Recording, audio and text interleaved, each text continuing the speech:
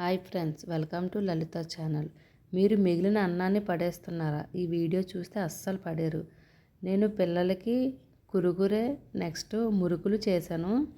5 పచ్చిమిరపకాయలు, చిన్నది అల్లము, నెక్స్ట్ హాఫ్ టీ స్పూన్ జీలకర్ర. ముందు మనం గ్రైండ్ చేసుకోవాలి.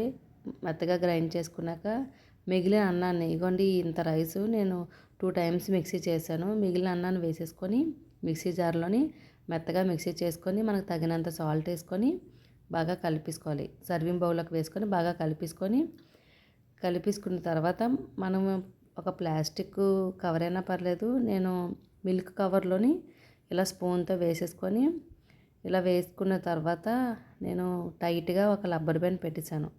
రబ్బర్ బ్యాండ్ పెట్టేసి సెజర్తోని ఒక సైడు మనకి ఏ సైజు కావాలితే ఆ సైజు కట్ చేసుకోవాలి. చిన్నగా కావాలంటే చిన్నది కట్ చేసుకుని సరిపోద్ది. మనం ప్లాస్టిక్ కవర్ పైన వేసుకోవచ్చు, లేదంటే క్లాత్ మీద వేసుకోవచ్చు. క్లాత్ మీద వేస్తే మనం తీసినప్పుడు తడిపేసి తీసుకోవాలి. ఇలా అయితే చాలా ఈజీగా వచ్చేస్తుంది అనమాట. సింపుల్గా తీసేసుకోవచ్చు. నేను పిల్లల కోసం ఒక సగం ఇలా కురుకురే వేశాను. కురుకురే వేసి మిగతావి ఇలా మురుకుల్లా వేశానండి. ఇలా మీరు కూడా ట్రై చేసి చూడండి, చాలా బాగా వస్తాయి. మార్నింగ్ వేసాము. మార్నింగ్ వేసేటప్పటికి ఈవినింగ్ తీసేటప్పటికి చాలా సింపుల్గా వచ్చాయి. సింపుల్గా వచ్చిన తర్వాత ఇగోండి, సగం ఇలా కురుకురు వేసుకున్నాము, మిగతా సగమేమో మురుకులు వేశాను. మన ఛానల్ సబ్స్క్రైబ్ చేసుకోండి, లైక్ చేయండి, కామెంట్ చేయండి ఫ్రెండ్స్. నాకు సపోర్ట్ చేసిన వాళ్ళందరికీ ధన్యవాదాలు. అలాగే మీరు కూడా ట్రై చేయండి. ట్రై చేసి ఎలా వచ్చిందో కామెంట్ బాక్స్లో కామెంట్ చేయండి. ఇగోండి, ఈవినింగ్ ప్లేట్లోకి వేసుకున్నాం.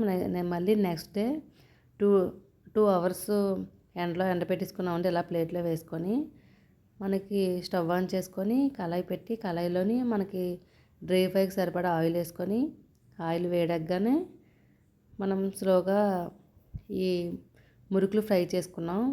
మురుకులు నెక్స్ట్ ఏమో ఈ కురుకురే కూడా ఫ్రై చేశానండి.